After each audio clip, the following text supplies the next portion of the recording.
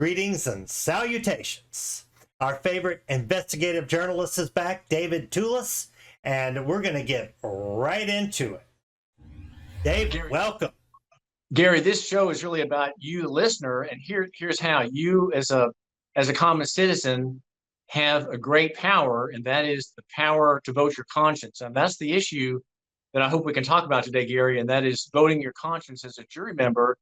And you, who maybe not likely to be on a jury anytime soon, having friends who might be and who are part of the jury pool because they have driver's licenses and are residents in their cities and taxpayers. So those are the people who are drawn into jury service. Jury service is a very important thing, and it's very, very important because it is the end game block of the totalitarian commercial government scheme that we have running against us, the occupation force, if you will, in every city, every burg, every county, in every state. These are occupied by elite, wealthy people of means and culture and refinement and wealth, and we have been effectively alienated from ourselves and our heritage and our property by inflation and other means. But the jury is the power that you have and that your friends have to say no. And I think it's important that we understand that, because the controversy that I've been involved in, Gary, in the past 3 or 4 weeks have been very much centered on jury nullification and the absolute dread judges have of it because they can't stop it. Right. And then also prosecutors or if they understand what it's about, they dread being in front of an informed jury.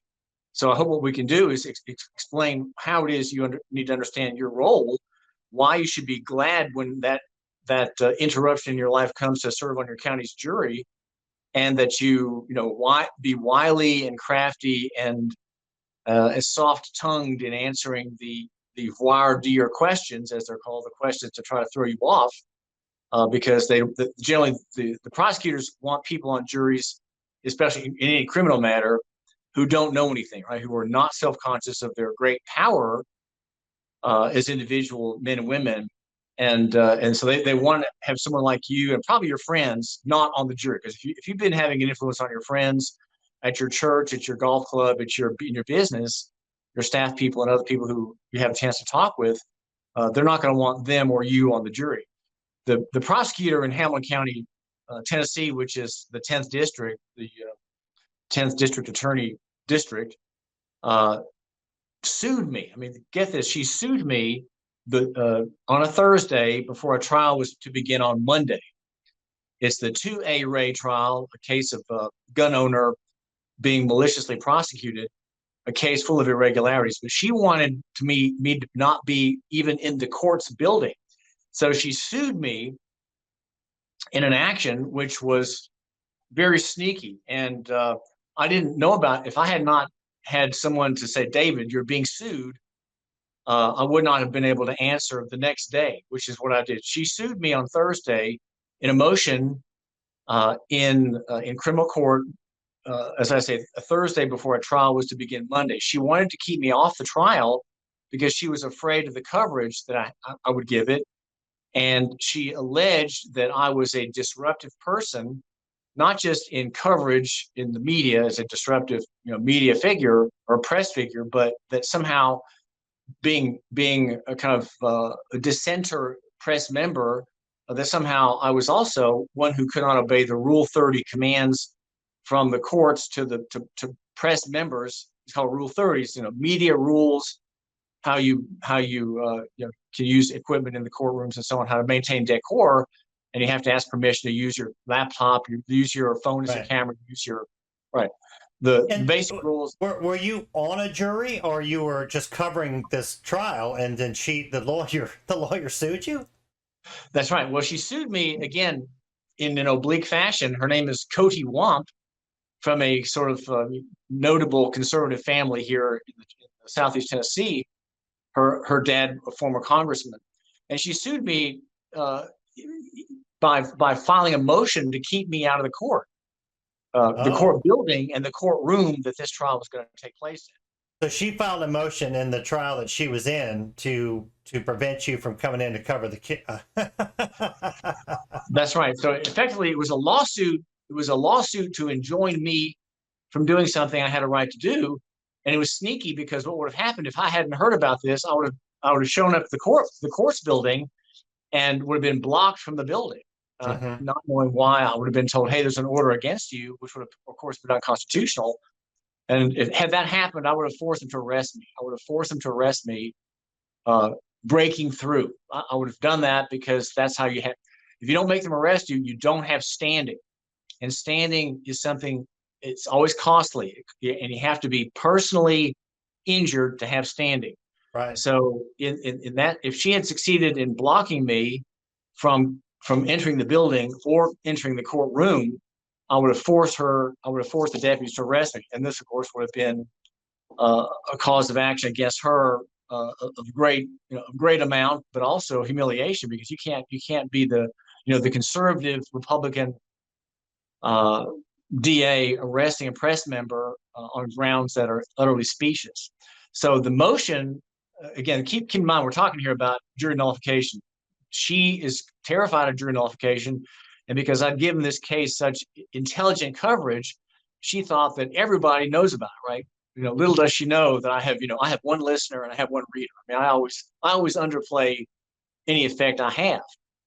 And this case is a picture of, you might say, a picture of how little influence real press people can have, because the jury in this case didn't opt for nullification as it should have.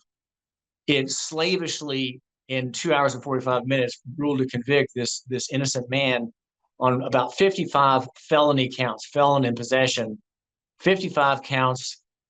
Quickly decided, a jury ignorant of its rights, ignorant of its duty, and misled by the prosecution, which I kind of warned about. I warned that this was what's going to happen, that it would be an unjust prosecution. And is this in federal court or county court? And also, does the judge give the jury nullification instructions? Or are they informed of this? The rules in Tennessee in the Constitution are in favor of jury nullification. In fact, jury nullification is in the Constitution. This case is in a county court, the criminal court of record, and the Constitution in Article 1, Section 19, which is the printing press provision. It says at the very end, it says, and the truth, it says, in all indictments for libel, is presuming that we still have criminal libel in Tennessee, which we don't, but the last provision makes reference to a criminal libel trial. And it says, in all indictments for libel, the jury shall have a right to determine the law and the facts. Now, the word "the law" is what's important for you to know. You, as a jury member, determine the law and the facts. Everyone agrees that jurors are there as fact finders, right? That's not in dispute. If there's an issue of fact, judges have to say, well, that's a fact issue that has to come before a jury. And sometimes, trials are held for a single fact. That sure can happen. A single fact has to be determined. And that fact is pivotal in a case where law otherwise controls. So you have a law case where the issue is a matter of law, but there's an outstanding fact, and so that fact is tried by the jury.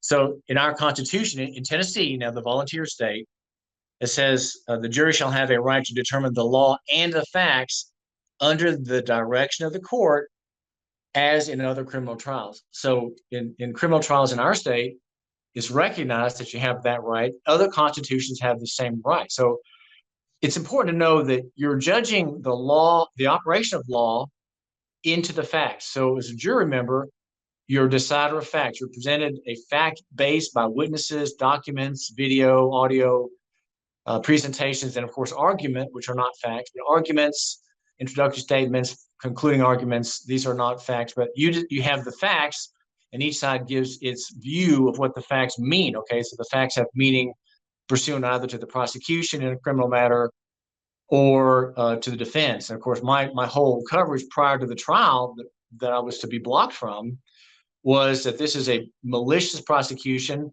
and that the man accused, Ray Zaplinski, his name is I call him 2A Ray, is a kind of handy usage for him, a handy reference.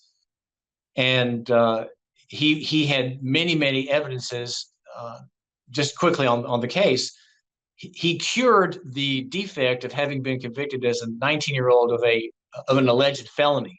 He was involved in a plea bargain from a felony to a felony, and he was told his matter would be taken care of by the Bradley County officials because he had helped them in some of their work. So he understood that his matter was settled; it was all going to go away. But there was on his record, apparently in the Bradley County courts, a felony plea bargain. So this was and so he didn't know about this for 25 years, but it came to light about 5 years ago, and he's been under prosecution ever since. It's this long, prolonged prosecution, but he had many evidences that are effectively cures of the defect of being a convicted felon.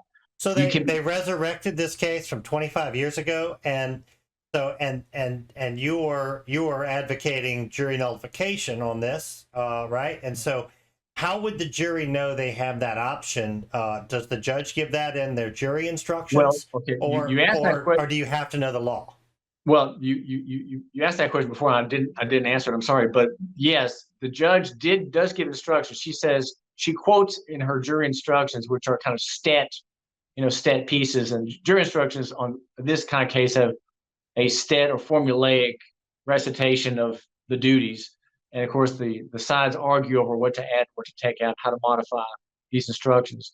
If you're ever tried for something, always realize that the jury instructions control what the jury will hear about your case. Okay, so always when you're under prosecution, think about that final part after final arguments have been made, before the jury gets your case. The jury instructions come into play. So you need to know what those instructions are, because effectively you're making your case in light of them. Okay, the instructions are based on the charge that you're charged with. You want to know what the charge is, and then you need to find in your state what the instructions are to be in a standard, willful failure case, or a standard case on felon in possession or assault. Okay, you just need to know what the instructions are, or driving without a license or driving on a revoke. Those are all stat instructions.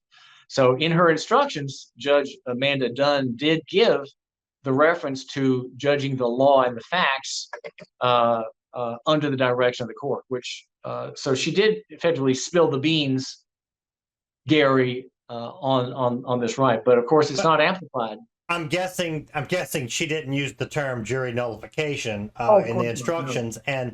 And from what I understand, if you correct me if I'm wrong, when if you're involved in litigation, if you're a pro se in particular, you get a say in the jury instructions. Is that not correct? That's right. And you argue. That's right. Your defense has to be based with your having read the instructions before the trial. The jury instructions are part of your trial process. There's a hearing on the instructions either before the trial. Usually they're not. This is done maybe partly before the trial, but usually when the sides close. Then there's a hearing as part of the trial when the jury, of course, is not there, on what the instructions say, and it's all prepared ahead of time. The judge has blocked out certain offerings or demands on these instructions, and you want those instructions to be in your favor as much as possible. So, for example, if it's in a traffic case, which I hope you realize that you need to work on traffic, because that's where, if we understand how traffic works, we can understand many greater oppressions in operation. Traffic is universally oppressive on a low scale, and that's why there's so little real lawyering on it, and lawyers don't know the traffic law. But we Christians, we patriots, we need to know the traffic law, right, so that we can fight and get jury trials on the issues, so that we know how the system works, and we can make some progress, maybe in the right of ingress, egress rights, right of travel, right of movement. So the question that we're looking at right now, though, is jury nullification, and why you should want to be on a jury, Gary, and your listeners want to be on a jury, so that they can have that salting effect, right? So that the truth, the salting, rich flavor of the truth coming out, and just in a nutshell, what jury nullification is about. It's about you being made in God's image. You have a soul, you have a conscience, and your conscience is supposed to be informed, of course, by, I would say, by God's laws, by God's grace, but also by things around you. Your conscience is informed when you come into an account of someone being accused. Okay, here's a malefactor. We have the police saying he's a bad person. We have witnesses. We have the prosecutor saying this person's a bad person. Look at the law this person violated. Yeah, do look at the law. And many cases we have today in our state, we have the state has become disproportionately significant in everything. And it has sway over juries. It has sway in almost every point. There's an advantage the state has built into it. And so jury nullification is the way that we can stop the state's progress, if not, and stop its progress and stop it having one more victim, one more piece of meat to oil the prison industrial complex and the probation industrial complex and all those complexes. Securus with its phone services, the people who sell white bread sandwiches and spam to the jails, and crappy hot dogs and all that gruel. All the people make their money off that. If you don't have money in your commissary account, but yeah, I've heard people talk about jury nullification was the reason O.J. Simpson got off. What are your thoughts on that? Well, that's just an example of the jury, and you're going to have to forgive me for not remembering details. I really don't want to comment on that. It's been a while. That's ancient history, and I'm sorry, I don't remember how that went. But yeah, a good lawyer will always plead the law, and that's what those lawyers did. They pleaded the law, and that's what in the Zaplinski case, the jury did not nullify as it should have, and because the lawyer failed, and because the defendant who knows me, I mean, the defendant has heard me talk about these issues a lot. And I said, your defense, Ray Zaplinski, Polish name, your defense is the evidence of all the guns you bought, wholesale or retail, all with receipts, all with background checks, your concealed carry permit, your contracts that require with government agencies that required you to have a background check, work you did in the Bradley County Court, the next county to ours, where you had done extensive plumbing work, and you had background checks many times, TBI involved, in background checks are checked by ATF, and so you've had these proofs that are on paper. Your gun permit is not a proof of lying; it's a proof of background checks, thorough going through the TOMIS system, other systems, the NCIC system that are in my state and in your state, comprehensive and exhaustive. And when you get a gun permit to conceal carry a pistol, that is effectively a cure. That it cures your knowledge. So the defense had to have been, he knew he wasn't a felon because he had continuing proofs that his record was not a felony, even if in fact it was. And so the lawyer screwed up. As I warned, I said, Ray, the lawyer has to have 100% of your defense, not on these marginal issues that were thrown by the court, thrown by the prosecution into the court, but every receipt has to be in it. And when you're on the stand, you go over every receipt for every gun. Gary, the prosecutor paraded 50, 54, 55 weapons before the jury, and had the lead witness, a detective in the sheriff's department, discuss each weapon. Okay, so every gun has its presentation to scare the jury. Well, every gun came with a receipt. Maybe one or two was purchased privately, but every receipt should have been presented in defense, and there should have been stet questions for every single one of them, just as the intro to these weapons took a long time and sort of impressed the jury. Bad man, a felon bought them. Every weapon should have had its counterpart in the evidence by document and testimony per weapon. So, so are your friends you're friends with the defendant, right? And so this prosecuting attorney had it out for you because she thought the jury might listen to your reports? I mean, even though Yeah. aren't you not supposed to listen or read anything about the case if you're on the jury, or is that That's not? correct. Jury instructions with each day, and there's a dismissal for lunch or for the day. The judge always instructs the jury: you are not to talk with anyone about this case, not even each other. You're not to read reports, uh, media reports, any blogs, anything. And on the return, she asks them, "Do any of you have anything to report to me about, in doing your own investigation of this case on your own?" Mhm. So she secures on their good honor and their good integrity that no, they don't know anything about this case. But my argument on juror nullification, if I can get back to just briefly describing it, Sure. is that it's not that we want people to, it's not that we want to interrupt the process by tampering with a jury by tampering with a juror personally in conversation about a particular case while it's going on. No, we want you to understand that because you're made in God's image and have a soul, you have a conscience. And so your conscience has to be awake for this. And if something doesn't seem right, uh, if you have the sense that somehow the prosecutor, who always has the dominant position, always is not right, or that something's not being proven, especially if it's a pro se defendant and you're on the jury, you have to realize that pro se defendant probably needs your help. If it's an offense that in which there's no injury, it's a paper crime. Like, for example, felon in possession, that's a paper crime. That's not, no one's injured by Ray Zaplinski investing in firearms. No one's hurt. No one's been had any losses, physical damage, or anything. Right. It is a, what kind of offense is it, Gary? It's a victimless crime as far as I'm concerned. The state can't be a victim, and the state That's can't right. testify. It's a malum prohibitum, which means Okay. an evil by prohibition. Now, malum in se, those are moral crimes, an evil in itself. So a rape, a beating, a theft, a murder, those are malum in se crimes that are, they're violating God's law, right?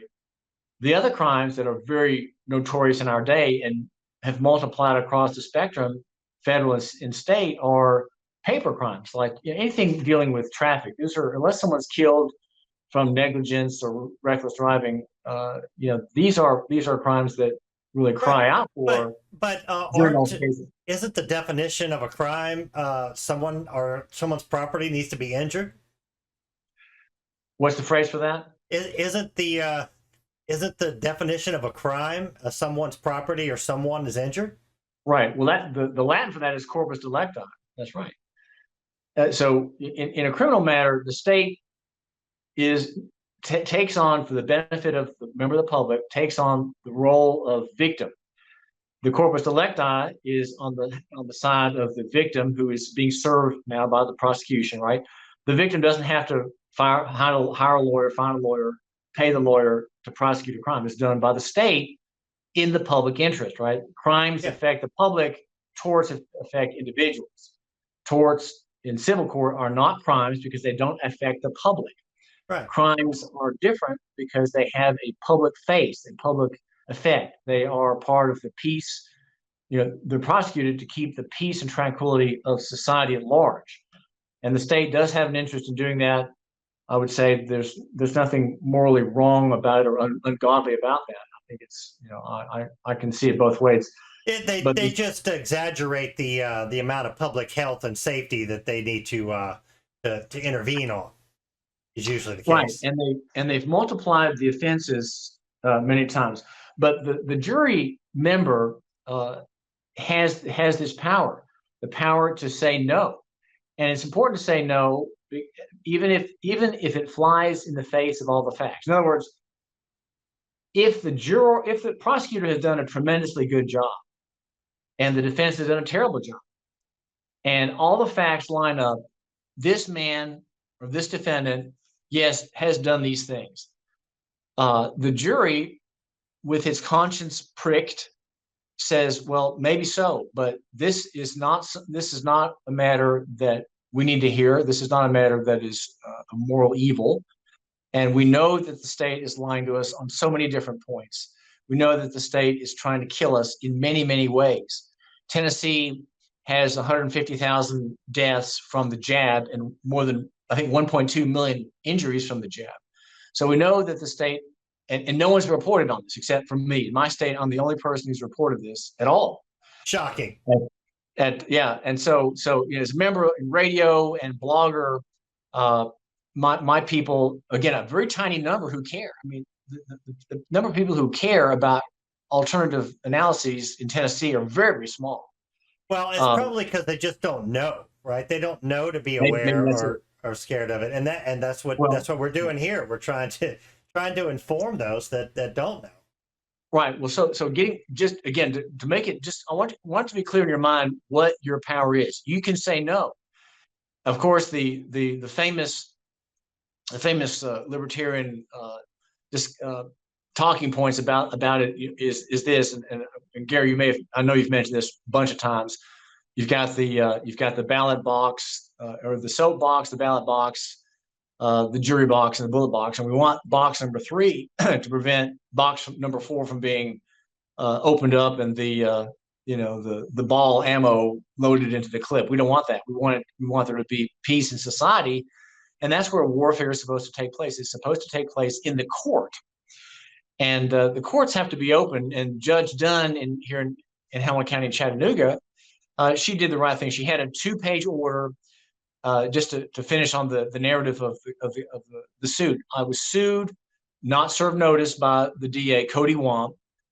And so I was ready the next day with a motion. And just FYI, I made that I was the state of Tennessee. I filed this case as if it were a mandamus case. And the styling is State of Tennessee, ex-rel David Jonathan Tullis, at the top of the page, and I'm the state. In other words, I'm claiming to be the state of Tennessee, and the judge did not object, and I think it's something to think about. If you are doing something in the public interest, as I was,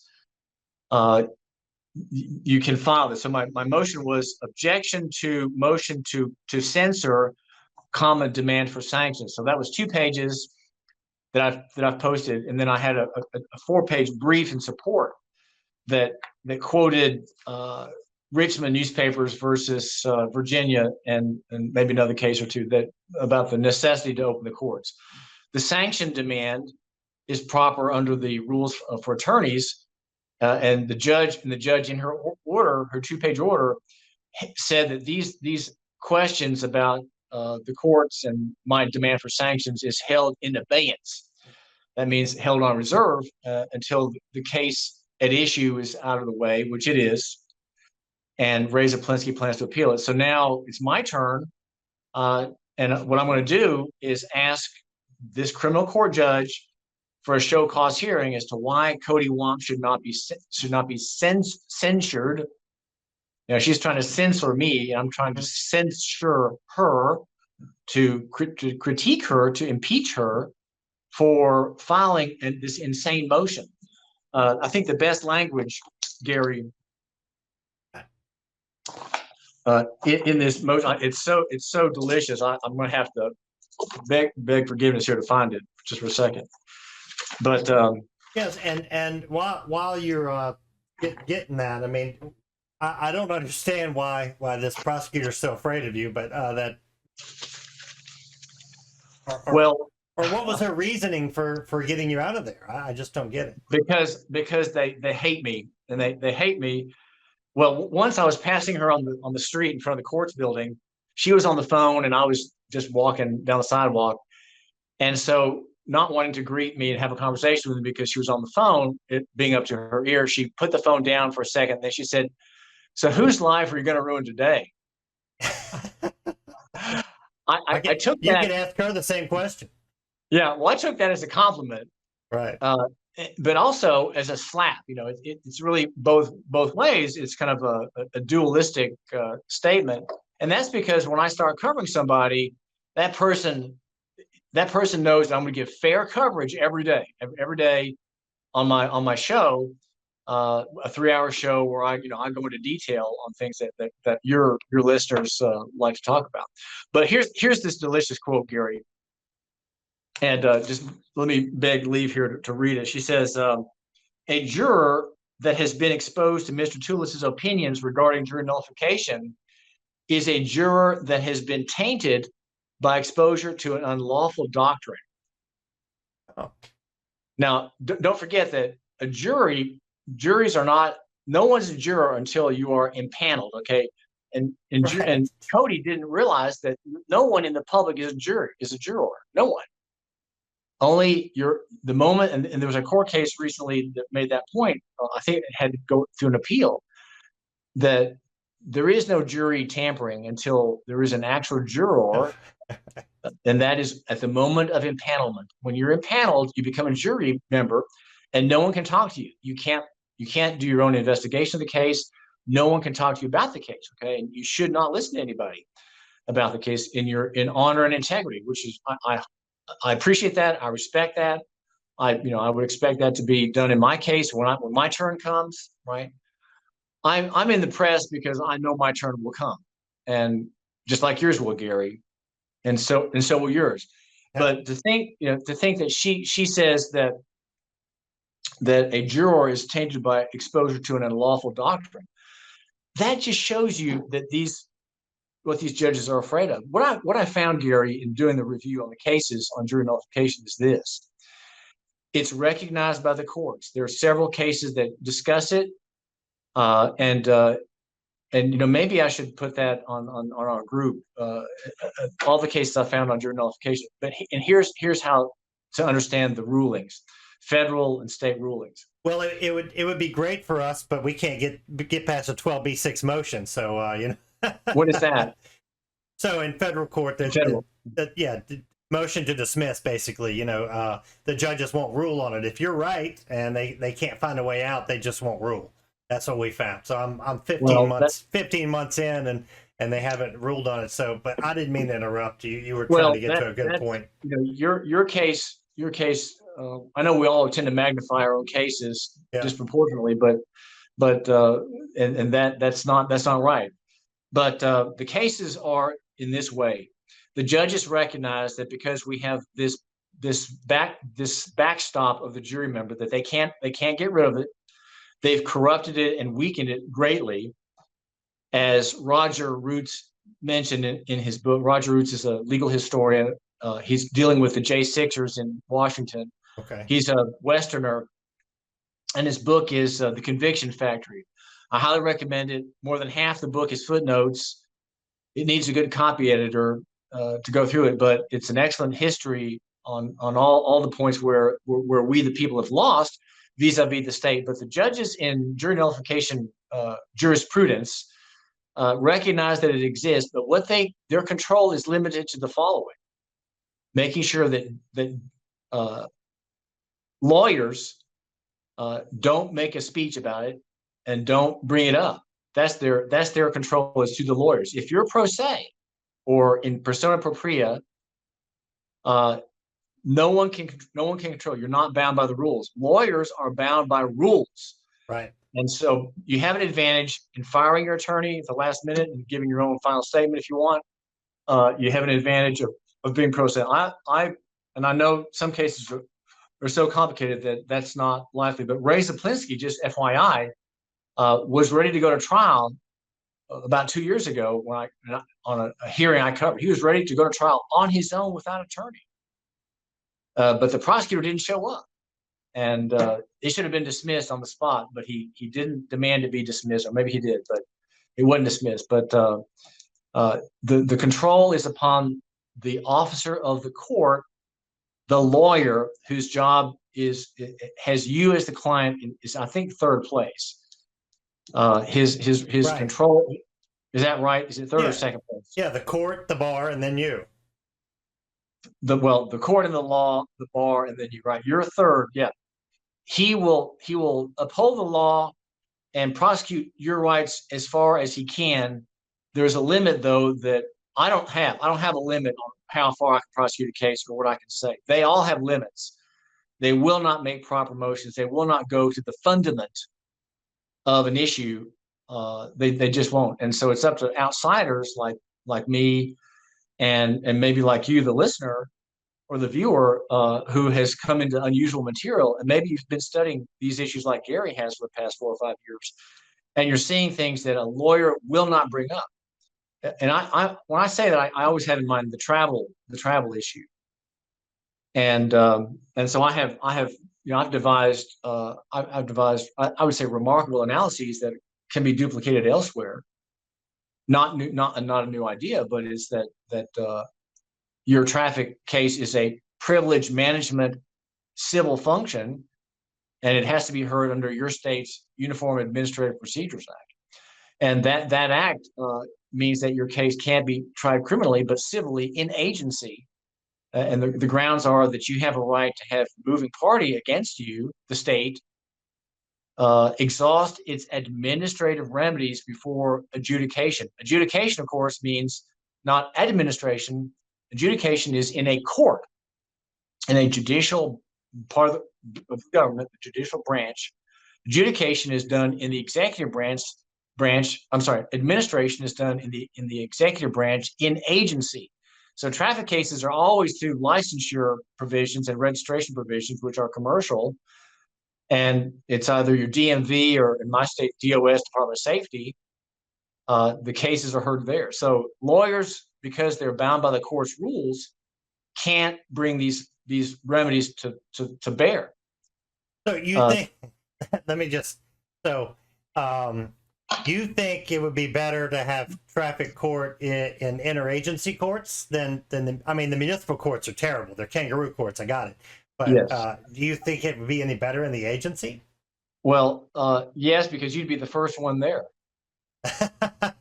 Fair enough. No one does this remedy, and it is a remedy which effectively blunts the prosecution. The ADA in charge of your case will say, "Are you kidding me? I'm not dealing with this. This takes too much time. I've got too much work to do. This is a traffic case. I'm not gonna blankety blank with it. So I'm just gonna have it dismissed." It's a workload problem. It would take research that they don't want to take the time to do. It's legally correct. And to have my traffic case heard in Nashville would be a remarkable thing. It would be an adventure for sure. Sure. And these are civil issues. These are not crimes. Right. But they all try them as criminals. Criminal case, but then they don't want to follow the rules of criminal procedure. Gary, I want to be tried criminally. I once tried to get a civil matter turned into a criminal matter because I wanted the higher standard of proof. Right. You have beyond a reasonable doubt standard of proof in a criminal matter that you don't have in a civil case. However, like you say, the criminal courts with the herd of victims always going through, and then of course they're on alert for soft sits, like people like you and me, as they're trained to call us. They shoot us down and won't hear us. So to having the matter blunted, the traffic matter blunted from criminal back to civil in admin court is something that you'll win by default. They'll just dismiss it because they don't want to actually do what the law says, and they don't want you setting precedent. They don't want you going to a trial. Sure. If you're an articulate local spokesman of the liberty interests, you're the last person they want to have a filing from go in and be tried on with a jury. Now, in that, just making quick reference to that matter, I was in non-court of record, effectively counties, general sessions. It's like a justice of the peace court. There's no jury. And when the judge, a substitute judge, hadn't read my motion, I immediately demanded a waiver of the court to have the case taken to the grand jury, where I knew it would not even be presented there. But my filing, I don't know what was dispositive in my case, but the filing certainly is not one that they wanted to deal with as a matter of law. So getting back to the jury nullification issue, jury nullification cannot be argued by an attorney. He may want to, he may let it slip, but the rulings all say that it's a thing that cannot be avoided. And just these judges effectively respect you. They respect that you have an unassailable power. Your vote is your vote to convince a no vote dismissal is final. It cannot be appealed. Now jury, you're what? saying they respect me as a juror, not as a pro That's right. se. Yeah, Okay. they respect you as a juror, and the proceedings are secret. They cannot be investigated unless there's something violating the law. And those violations where a probe enters into the jury room record, and the jurors are questioned. That's when there's something like evidence that's brought in from outside, or someone says, "Look, I printed this off last night. Look at this," something like that. That is an improper interruption of the jury's work. And I understand why the story the jury gets has to be totally controlled by the court and the sides. They control everything, and that's entirely proper. Jury tampering is not right; it's wrong. And here, Cody, the DA, was accusing me because I'm an activist and a reform litigator who causes an S storm in the courts building. Someone told me last week. She's thinking somehow that that I'm untoward and to be suppressed. But the press is is not to be suppressed. Judge Dunn voted correctly. So again, about the jury, you and your listeners should all be glad to serve.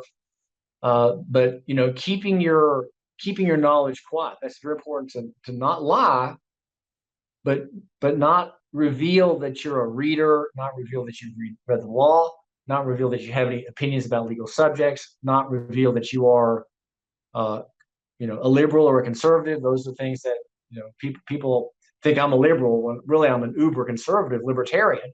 Yeah. But political liberals sometimes are very correct on jury nullification issues. They would say no to this drug case. Well, good for them. The drug war is an abomination against our liberties of longstanding.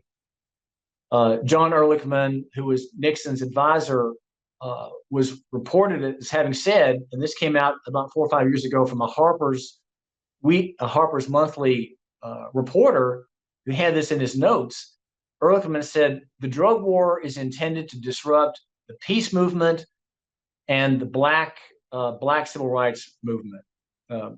Blacks, they experiment with narcotics and are very liberal on these issues, and so we're disrupting two movements by the drug war. So that's the purpose of it. It's always been the same, and it has been because the drug war served us so well.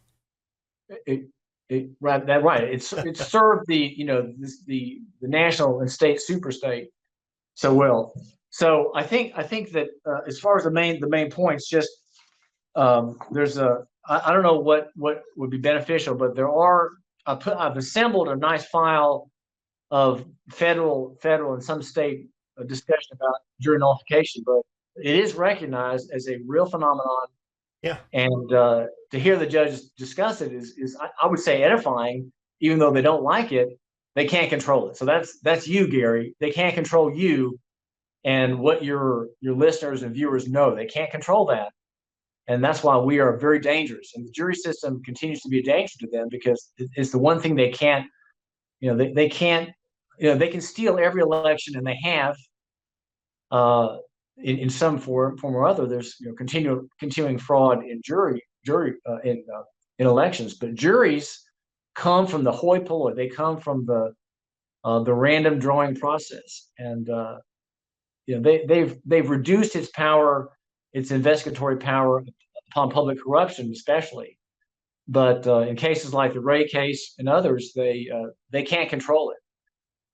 So I think we should want to be there, and we should tell our friends that they should always vote their conscience and be wary of prosecutors. Prosecutors generally have bad cases, bad law, and routinely have due process violations that don't come to your attention and don't come to the court's attention, because there's a kind of Gary, a kind of standing subsidy for corrupt policing, tested lying by cops, shabby collection processes, hiding of evidence, and there's a subsidy for all those abuses because so few trials actually take place. Right. So we should always demand a trial, demand indictment.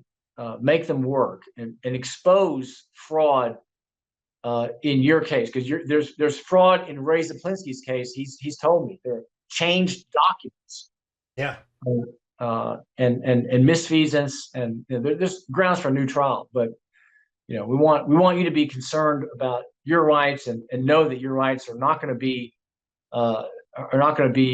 abused in the open if you have a trial. Right? If there's a trial, harms done to you can come out. They won't come out in any kind of plea bargain. Let's just say the jury decides to nullify this law. Say, okay, well, we're gonna throw this out because we don't think we should be prosecuting things of this nature. Does that prevent the prosecutor from bringing that type of trial in the future, or is that just for a one instance? Well, of course, a jury trial is always one instance, Gary. But when a jury says no, and if they do it self-consciously in nullification, which could have happened in this case, if the defense attorney had done better, that could have happened here. The jury self-consciously making statements afterwards saying, this was a bad case. This is the kind of case that should not have been brought. We condemn the DA for it. We condemn all the trouble that it's put us to, it's put the state to, that's ruined this man. We condemn that. Those are things that tell, in the end, the legislature and certainly the bar and the prosecutors that these kinds of cases are not to be brought. We will not hear them kindly. We will look at them very, very suspiciously with squint eyes. Yeah, and the fact that you can't talk about it in court, it's telling that the courts are scared of it. It's kind of similar to the three-letter agencies now saying that reading source documents is a reason to label you a domestic terrorist. You can't be reading source documents. My goodness, if you know how things work, it might destroy our whole operation here. There's a good quote. Let me just, I know you need to find a stopping point here. There's a good quote from U.S. versus Sepulveda, and that's 15 F3D 1161, Gary. That's U.S. versus Sepulveda, I guess you would say. And it says, accordingly, while jurors may choose to flex their muscles, ignoring both law and evidence in a Gadarene rush to acquit a criminal defendant, neither the court nor counsel should encourage jurors to exercise this power. A trial judge, therefore, may block defense attorneys' attempts to serenade a jury with the siren song of nullification. And the reference to Gadarene rush is, remember, the Gadarenes had the pigs. And when the Lord exorcised the demon, they all rushed into the pigs, and they stampeded off the cliff to their death. So that was the Gadarenes. That's the reference to the Gadarene rush. So in the judge's view, there's a kind of demonic spirit. I would say it's more akin to the Holy Spirit. Right. This idea that we are empowered by being made in God's image to rule according to our conscience and to rule in justice, and that may mean just slapping down evidence against some poor victim, Gary. Yeah, and the Gadarene reference. Thank you for clarifying, but that just tells you what side the courts are on if if they're running from it too. Well, listen, if you want another time, we can talk about the administrative remedy for traffic. I think that would be interesting. Yes. Subject. And I've done all the research in my state, but all the states' laws are alike. Today, I spent 5 hours, Gary, nursing a coffee at the Stone Cup Cafe in Chattanooga. And the research I was doing is in a coming case. Just quickly, I'm suing the Commissioner of Revenue in his agency right now to overthrow the administration of the Tennessee Financial Responsibility Law of 1977. I'm planning also on suing him in his person in federal court, and I was doing the research on the federal right of travel.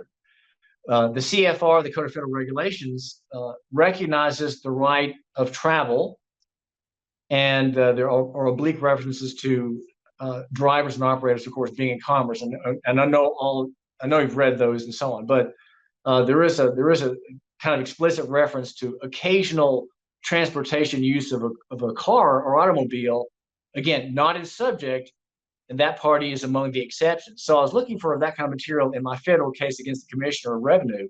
Mm-hmm. And just quickly about why I'm going to sue him in person.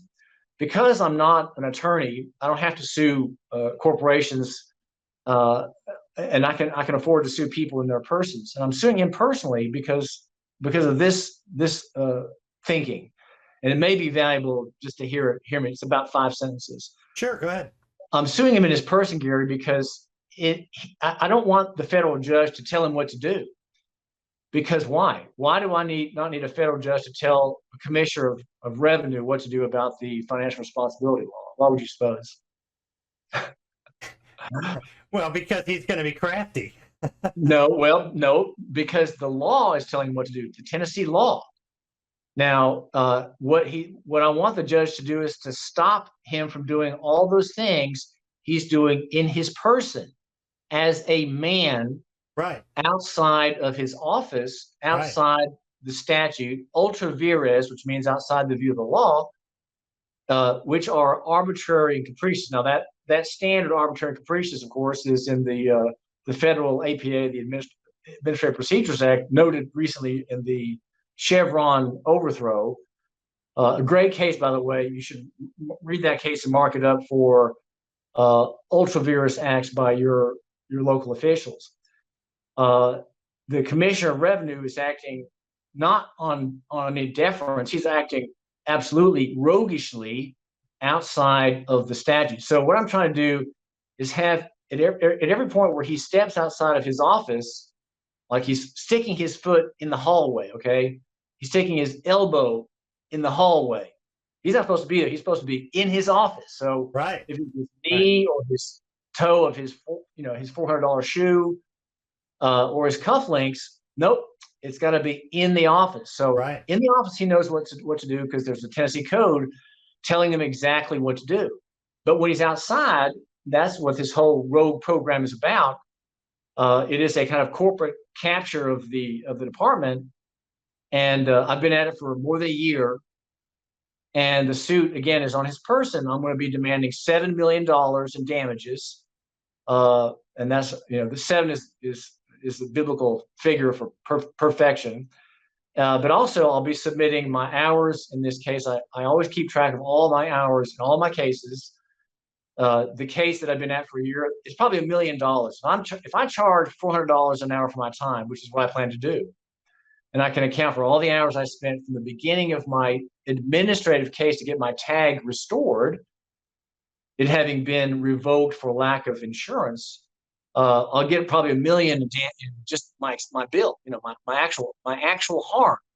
Mm-hmm. And because I put him on administrative notice at the very beginning of my petition, of my contested case, which is what they're called here. Administrative cases are called contested cases. They're civil, and they're under statute under the Uniform Administrative Procedures Act. Since I put him on notice about what the law says, and he has done nothing for a whole year, he's fought me on every point from recusal of the judge to his deposition to the deposition of finally a flunky in the agency. I mean, every issue has been a huge fight. Yeah. For a year, he has refused to comply with the statute. That's bad faith. That's malice. That's right. And that's why you're suing him in his individual capacity, because he stepped outside of his office and trying to do harm. But I have to tell you, I don't know if the pharmaceutical companies or the insurance companies are more powerful, but that's quite a little fight that you got a lot of money on the other side. Pharma is much more significant. Yeah. Much more. This is a kind of a side gig for that department. And so and if you follow me on Substack, you can keep updated. And I'd say my filings are very valuable because I would say, eloquent language about the right of travel, because I'm defending in this case the right of free movement, locomotion, self-propulsion, travel, communication, exercise the free assembly rights, all of which are by car. I mean, all these rights, assembly, religion, communication, harmless private occupation, those are all done by car. And I know we're an automobile-centric culture and we're kind of ruined by cars, but on the other hand, they are essential. They're essential for all life. And so there's a lot of, I would say, very gracious language, maybe even somewhat eloquent language in my filings about our rights. And I'm defending my rights to travel. And here's why, just quickly, Gary. Because I've been revoked, my tags have been revoked, all I have in my old 2000 Honda Odyssey minivan is a car. That's all it is. It's an automobile. So I'm suing to have my car converted back into a motor vehicle. I know there are patriots out there who say, Dave, are you crazy? Are you nuts? But no, I have disjunctive rights. What that means is you have two rights that run parallel. I have right of private movement, travel, relocation of my body and my chattel property from point A to point B privately, right? Not affecting the public interest. And then I have a right to do commerce. Now that's commerce. Your commerce rights are settled in 1843 in Ogden versus Gibbons. It's a famous case. The syllabus is 100 pages long. The case is, 80 pages long. A famous case on the right of commerce. Those are the steamboat cases. The right to come in a steamboat in any dock in any state, the right of commerce. So I have rights that don't contradict each other. In other words, I can have them both at the same time. How about, right? Correct. Right. So I'm suing to have established, again, the right to be the privilege, to be underprivileged. I'm suing to have my privilege restored so that what? So that I can use my car as a motor vehicle, right? Now, in the use of it on any particular day or hour, the use is no longer private if I'm using it under license and under my tag, my registration, using it as a motor vehicle. My car has always been tagged because it's commerce ready. But if I need that car to carry someone for hire as a passenger, right, not a guest, but a paying person who's a passenger, that's the definition of passenger, or carry cargo for hire. I mean, maybe somebody wants to give me some law books and pay me to transport them from their house to my house. I better have that tag in order, bro. Right. So these are non-disjunctive rights. So I'm suing to have my car to be converted back for use as a motor vehicle. And I think that phrase is important because it's not always a motor vehicle, right? Yeah. No, that's clever. When I'm going to church, when I'm visiting somebody, or going to the radio station, or going on a if I'm working as a laborer right now, believe it or not, if I'm going to my shovel job, that's not in commerce. That's private. So the car is ready for commerce because maybe after I get all the dirt wiped off, someone says, David, can you carry some boxes from Hickson in Chattanooga over to Saudi Daisy in Chattanooga in North County? Well, okay, I'm ready. That's $15. I better have that tag, because at that moment, that minivan is no longer an automobile because I'm using it as a motor vehicle. Right. And the reason that's important is because the roads are not available for private profit and gain.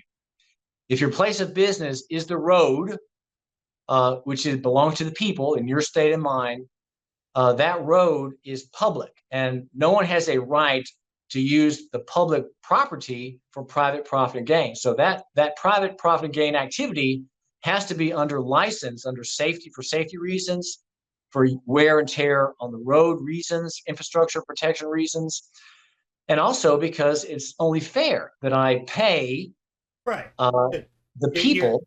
Right. Yeah, because you're using their roads to make a profit, and that is applicable to pay for some of the roads for sure. That's exactly right. And so I don't want to go ahead. I'm sorry. Tell us before you finish. Well, go ahead and finish what you got to do, but tell us how to find you on Substack so we can follow all these cases. I mean, these are some clever ideas. Well, I think these are clever ideas, and I think they're useful, and they're maybe a little bit fresh, but they're very reasonable. But the reason I'm in my filings, I'm explaining travel, which I'm defending, because the commissioner says there is no such thing as travel. So I'm saying, well, I do, and I'm explaining why I want to have my registration. And again, here's why: I want the car to be registered because transportation in law is traffic. It is business. It is commerce. It is public. It affects the public interest. It's taxable. It's regulable. It needs to be under privilege in our American jurisprudence in all the states. And I don't think anybody disputes that. And the cases all show that. We have federal rights protectable to commerce. We have federal rights protectable for private movement. And private movement, by the way, there is a defense to make of that through land. And in my filings, if you're a subscriber, you can find that. It's a 5-page brief on the rights of ingress and egress connecting to land. I'm a man. I live on land, and your ingress egress rights are defensible in your state. Now, my brief in this case is on Tennessee law. Your state has exactly the same kinds of cases. You have a right, an absolute right, to leave your house or your abode or your residence, whichever it may be, to go on the public way and to return. That's your ingress, okay? Egress is out, ingress is in. And the reason this is important is because the roads all belong to the people. Why? Because the roads were built in the public interest. No private party can block a road or abrogate the use of the road. As I say, no public person can do it unless there's a cause, which would be a crime. Okay, if there's a crime, they can stop you on the road. But otherwise, no private party or public party can stop you. You have an absolute right, unless there is a cause for there not to be that right exercise, an absolute right of ingress and egress. And so if you subscribe to my site, it's davidtullis.substack.com, Tullis with one L. David Tullis, T-U-L-I-S, davidtullis.substack.com. You can read that kind of a notice. And I think it's important because, you know, the ideas I have may be particular to me, but thanks to Gary and you, these ideas have a broader currency, right? We want them to be current among common people. I think a lot of people understand what you believe already. And so I'm not, you know, I say I've got one reader and one listener. That's a little self-deprecating, but and, you know, I'm trying to be a very modest person. But our ideas are more and more common. And as the oppressions get worse and more ludicrous and more insane and more hallucinatory, common sense ideas that Gary has and that people like I have will be more easily accepted. And so your land rights are important in your defense. So if you follow me, you can get the ideas from me and see what I do. I mean, I'm not a lawyer. I don't give legal advice, but I'm just a reasonable average person. I'm very average. I work hard for everything. And so you have average type work, average type ideas, but, you know, my ingress egress administrative notice puts these people on notice. And if I'm arrested tomorrow using my van, you know, they have bad faith to overcome, which is, you know, that's worth millions. Okay, it's worth millions. Should I try to collect in gold, Gary, or silver? Well, first you got to get a judge to you know, get you to the jury, and then we have to educate the people about jury nullification, and then you know, we start getting advantageous. But the judges know these things, right? It'll be a long process, won't it? Yeah, it can be. It can be. But well, listen, thank you so much. Thank you, David, for being here. That's some interesting thoughts. I'm going to put your Substack in the comments below so that everybody can find you, and I'm going to put the Conviction Factory book down there so that anyone that might want to check that out might be useful. But thank you for your time. Excellent, and thank you so much, Gary. I appreciate it. Of course.